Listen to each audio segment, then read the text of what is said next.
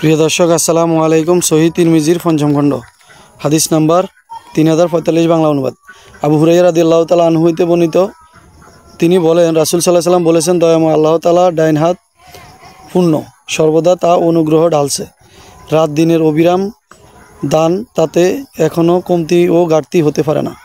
তিনি আরও বলেন, তোমরা লক্ষ্য করেছ কি, যেদিন থেকে তিনি আসমান জমিন সৃষ্টি করেছেন সেদিন হইতে কত না দান করে আছেন, অথচ তার ডাইন হাত হইতে যা আছে তাই কিছু কমতি হয়নি।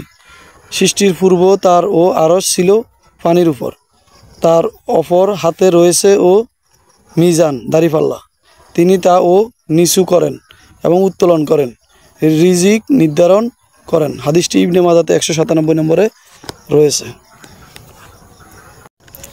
প্রিয় দর্শক আসসালামু আলাইকুম। সহিহ তিরমিজির পঞ্চম খণ্ড হাদিস নাম্বার 3046 বাংলা অনুবাদ। আয়েশা রাদিয়াল্লাহু তাআলা আনহা হইতে বর্ণিত, তিনি বলেন, নবী সাল্লাল্লাহু আলাইহি সাল্লামকে নিরাপত্তামূলক পাহারা দেওয়া হতো।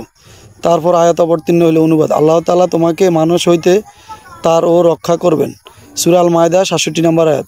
রাসূল সাল্লাল্লাহু আলাইহি সাল্লাম নিজের ঘর হইতে মাথা ও বের করে পাহারাদারকে বললেন, হে লোকজন, তোমরা আমার পাহারা হইতে চলে যাও, কারণ আল্লাহ তাআলা আমার ও হেফাজতের দায়িত্ব নিয়েছেন। হাদিসটি হাসান। প্রিয় দর্শক আসসালামু আলাইকুম। সহিহ তিরমিজির পঞ্চম খণ্ড হাদিস নাম্বার 3049 বাংলা অনুবাদ। ওমর ইবনে খাত্তাব রাদিয়াল্লাহু তাআলা আনহু হইতে বর্ণিত, তিনি বলেন, হে আল্লাহ, শরাবের ব্যাপারে আমাদের জন্য পরিপূর্ণ সুস্পষ্ট বর্ণনা দিন। এ প্রসঙ্গে সূরা আল বাকারা নির্মুক্ত আয়াত অবতীর্ণ হয়। অনুবাদ: লোকেরা তোমাকে মদ ও জুয়া প্রসঙ্গে প্রশ্ন করে, বলো, উভয়ের মধ্যে আছে মহাপাপ এবং মানুষের জন্য উপকারও নেই, কিন্তু এগুলো পাপ ও গুলোর উপকারের শিক্ষা বেশি।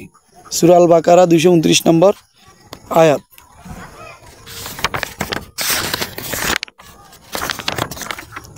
ওমর রাদিয়াল্লাহু তাআলা আনহুকে ডেকে এনে তাকে উক্ত আয়াত তেলাওয়াত করে শোনানো হলো। তিনি বললেন, হে আল্লাহ, শরাবের ব্যাপারে আমাদের আরও সুস্পষ্ট পূর্ণাঙ্গ বিবরণ দিন। তখন সূরা আন-নিসার নিম্নোক্ত আয়াত অবতীর্ণ হয়। অনুবাদ: হে ঈমানদারগণ, তোমরা নিশাগ্রস্ত অবস্থায় নামাজে নিকটও যেও না, যতক্ষণ না ও তোমাদের যা বলো তা ও বুঝতে পারো। সূরা আন-নিসা 23 নম্বর আয়াত। ওমর রাদিয়াল্লাহু তাআলা আনহুকে ডেকে এনে তাকে উক্ত আয়াত পাঠ করে শোনানো হলো। ওমর রাদিয়াল্লাহু তাআলা আনহু আবারও বললেন, হে আল্লাহ তাআলা, শরাবের ব্যাপারে আমাদের সুস্পষ্ট বিবরণ দিন। তারপর সূরা আল মায়দার এই আয়াত অবতীর্ণ হয়, শয়তান তা ও শরাব ও জুয়ার মাধ্যমে তোমাদের মধ্যে শত্রুতা ও বিদ্বেষ ঘটাতে চায় এবং তোমাদেরকে আল্লাহ তাআলার স্মরণে নামাজে বাধা দিতে চায়। তবে কি তোমরা ও নির্বৃত্ত হইবে না?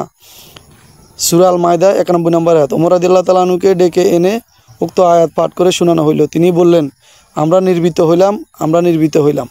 হাদিসটি সহিহ কিতাবে 2348 নম্বর হাদিসটি রয়েছে। প্রিয় দর্শক আসসালামু আলাইকুম। সহিহ তিরমিজির পঞ্চম খণ্ড হাদিস নাম্বার 3050 বাংলা অনুবাদ। আল বারাআ রাদিয়াল্লাহু তাআলা আনহু হইতে বর্ণিত, তিনি বলেন, শরাব হারাম হওয়ার পূর্বেই নবী সাল্লাল্লাহু আলাইহি সাল্লাম সাহাবীদের বেশ কয়েকজন মারা যান। শরাব হারাম হওয়ার পর লোকেরা বলাবলি করতে লাগলো, আমাদের ওই সকল ও সাথীদের কি হইবে যারা শরাব পান অভ্যস্ত থাকা অবস্থা মারা গেছেন। তখন এই আয়াত অবতীর্ণ হয়, যারা ঈমান এনেছে এবং নেক কাজ করেছে, তারা পুণ্য বা ও বক্ষণ করেছে, সেজন্য তাদের কোনো গুনাহ হইবে না এবং গুনাহ নেই, যদি তারা সাবধান হয় এবং ঈমান আনে উত্তম কাজ করে। সাবধান হও এবং ঈমান আনে, আবারও সাবধান হও এবং সৎ কাজ করে, এবং আল্লাহ তাআলা ও সৎকর্মশীলদের ভালোবাসেন। সূরা আল মায়দা 93 নম্বর আয়াত। পূর্বে হাদিসের মতো এই হাদিসটিও সহিহ। আবু ঈসা হাদিসটিকে হাসান সহিহ বলেছেন। প্রিয় দর্শক আসসালামু আলাইকুম। সহিহ তিরমিজির পঞ্চম খণ্ড হাদিস নাম্বার 3051 বাংলা অনুবাদ। আবু ইসহাক রহমতুল্লাহ আলাইহি হইতে বর্ণিত, তিনি বলেন, আল বারাআ ইবনে আজিব রাদিয়াল্লাহু তাআলা আনহু বলেছেন, নবী সাল্লাল্লাহু আলাইহি সাল্লামের বেশ কিছু সাহাবী শরাব নিষিদ্ধ হওয়ার পূর্বে মদ্যপান অভ্যাস অবস্থায় মারা যান। শরাব হারাম হওয়ার পূর্বে সম্পর্কিত আয়াত অবতীর্ণ হইলে নবী সাল্লাল্লাহু আলাইহি সাল্লামের সাথে কেউ কেউ বলেন, আমাদের ওইসব সাথীদের কি হইবে যারা শরাব পানে অভ্যস্ত থাকাকালে মারা গেছে। তখন এই আয়াত অবতীর্ণ হয়, যারা ঈমান এনেছে এবং নেক কাজ করেছে, তারা পূর্বে যা ভক্ষণ করেছে সেজন্য তাদের কোনো গুনাহ নেই। সূরা আল মায়দা 93 নম্বর আয়াত। হাদিসটি পূর্ব হাদিসের ন্যায় সহিহ। প্রিয় দর্শক আসসালামু আলাইকুম। সহিহ তিরমিজির পঞ্চম খণ্ড হাদিস নাম্বার 3053 বাংলা অনুবাদ। আব্দুল্লাহ রাদিয়াল্লাহু তাআলা আনহু হইতে বর্ণিত, তিনি বলেন, যারা ঈমান এনেছে ও নেক কাজ করেছে তারা পূর্বে যা ভক্ষণ করেছে সেই জন্য তাদের কোনো গুনাহ নেই। সূরা আল মায়দা 93 নম্বর আয়াত। এই আয়াত অবতীর্ণ হইলে রাসূল সাল্লাল্লাহু আলাইহি ওয়াসাল্লাম আমাকে বলেন, তুমি ও তাদেরও অন্তর্ভুক্ত। হাদিসটি সহিহ মুসলিমে প্রথম খণ্ডে 147 নম্বরে হাদিসটি রয়েছে।